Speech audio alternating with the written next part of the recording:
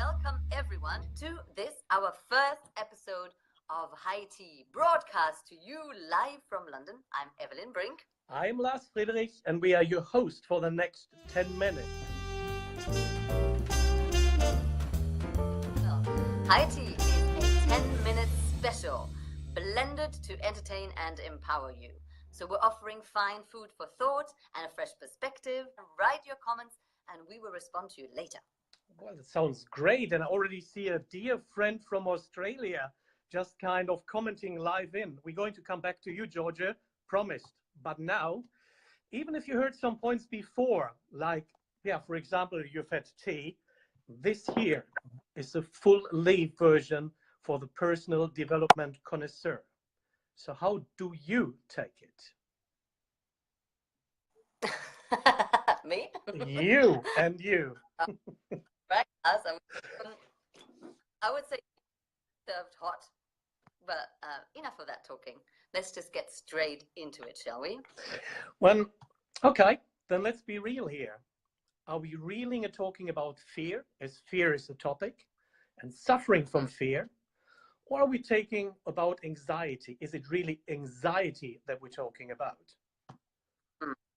Well, fear is the protection of danger, which is very real, as is hair in one's face.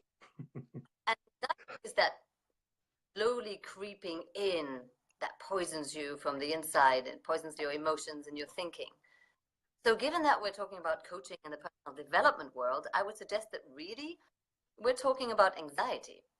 So it's less the real, but anxiety can show itself in like, because it's not always that obvious. It shows itself in symptoms such as shame or embarrassment or simply the resistance of doing something that you need to do.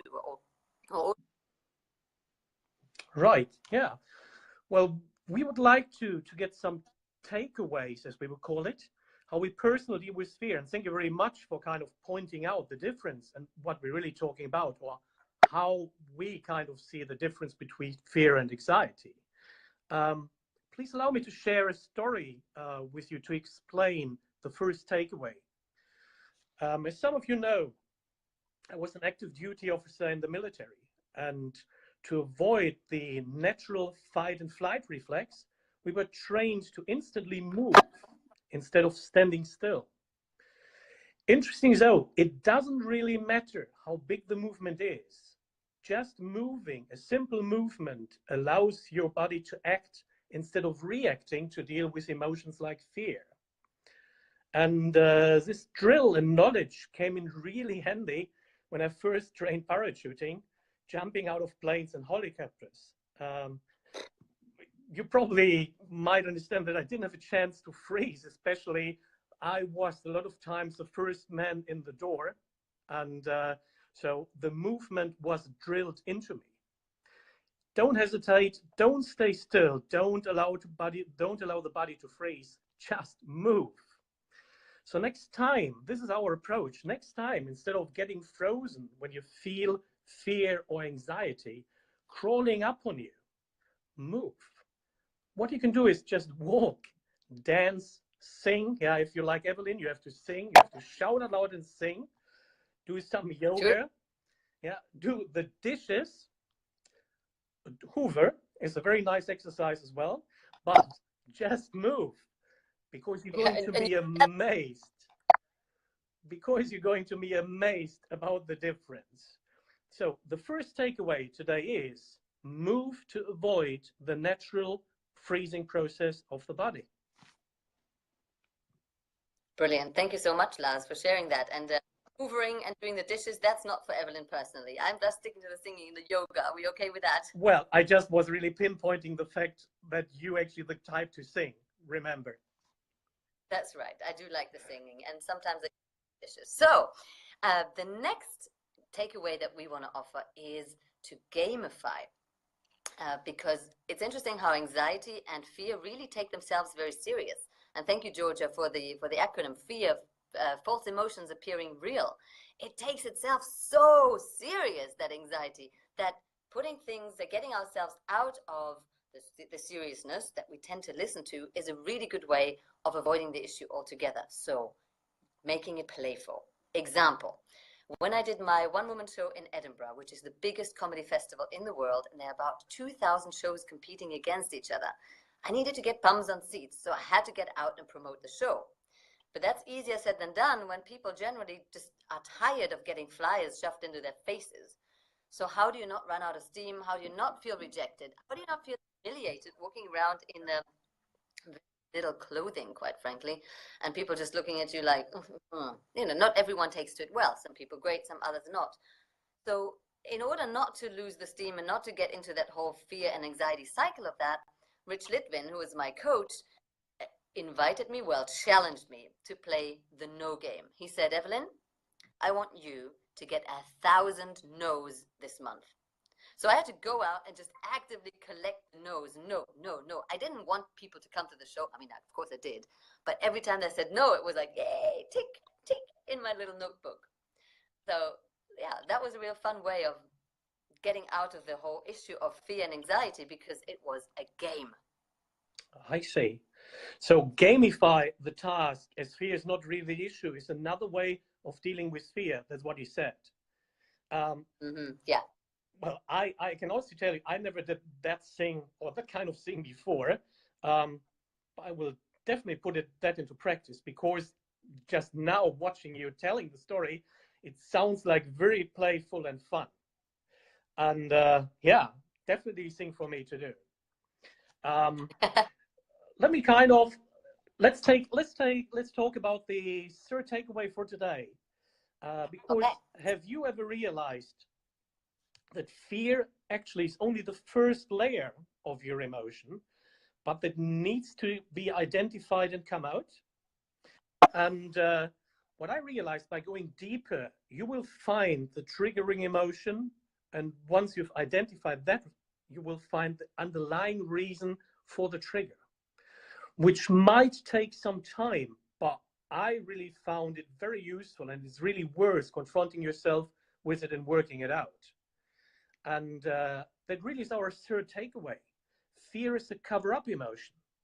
Go deeper, much deeper, to find what's lying underneath it.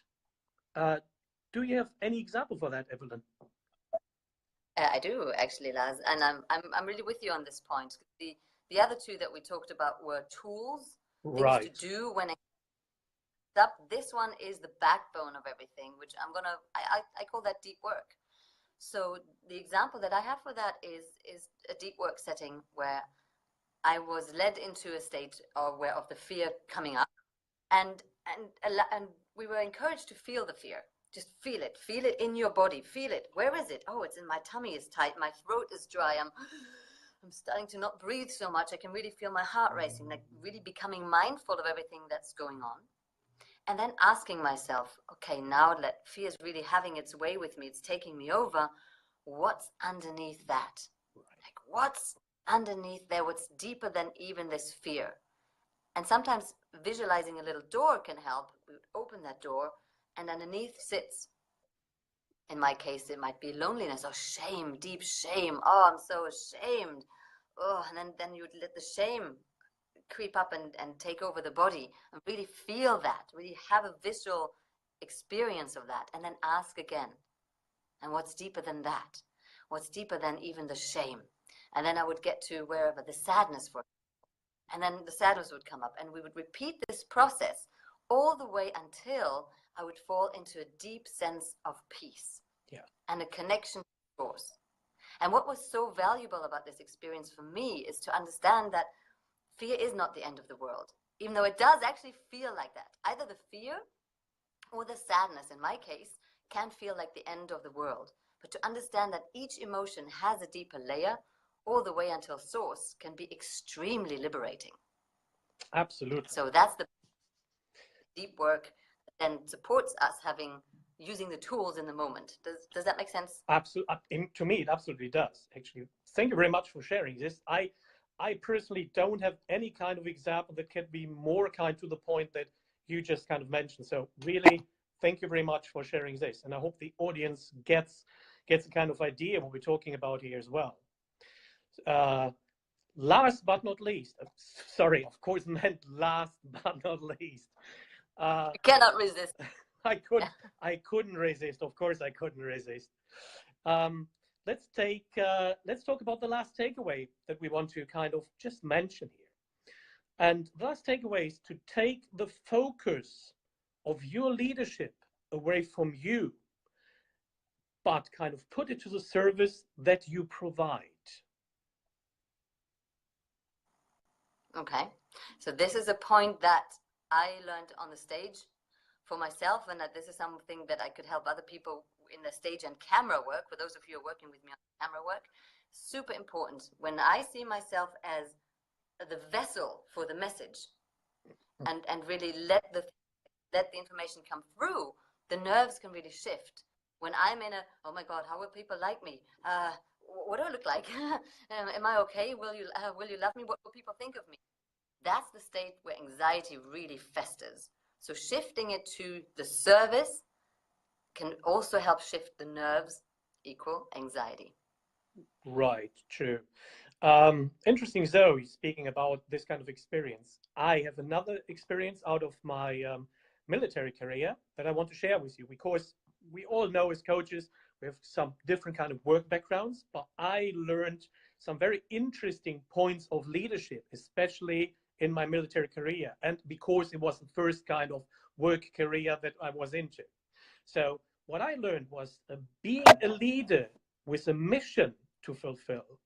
You really take away the focus from yourself, because you don't have the luxury to think about yourself, being stuck in the fear. We talked about the movement before, and put it on the well-being of the team.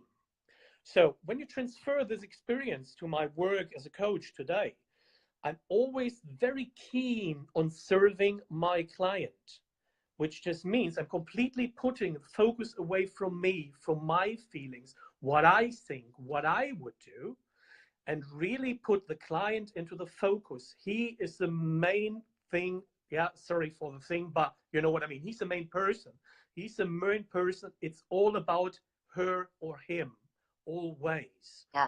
And this kind of helps me. And this kind of helps me not really getting too stuck in the moment, in the feeling that I'm in, whatever the feeling might be. And in a special case, like being afraid of saying something stupid, how do I look? Yeah, do I have to take care of this? Do I need to think about this or that? It's always about focusing on the other part, so the client, so which takes an enormous kind of stress, an enormous kind of package of emotions away from me. And this is what I really kind of learned in the military, and which really helps me today, which I can one-to-one really transfer. So the fourth takeaway really is take your finger out, right? Truly is, really. Summarize it in layman's terms. So thank you so much for watching, everybody. These are about fear in our 10 minutes-ish conversation. Shall we have a quick look at the comments so we make sure that we've also responded to you? Georgia says, I agree with that, Evelyne, shifting your focus to being of service. Yes, thank you. It takes the pressure off. Exactly. And service to the world. So Curtis, you're on the team as well. Yeah, I just saw Curtis. Curtis, you said airborne. Let me just say blue skies, Curtis, and you know exactly what I'm talking about. Yeah. Thank you so much for watching, everyone. If you watch the replay again, even now, feel free to put in your comments. Write to us what you're taking from this, or if there's anything else that you'd like added to it, to the conversation, make sure to put this in now. Thank you so much for being our guests on this first inaugural show. I'll see you at the next High Tea soon. Sounds good to me. I've got really nothing to add than just really, let me just say another heartfelt thank you. We're going to see you soon. Let us know what you think, interact. That's really the most important thing for us. Thank you very much. And bye from London for now. For now. Take care. Bye-bye.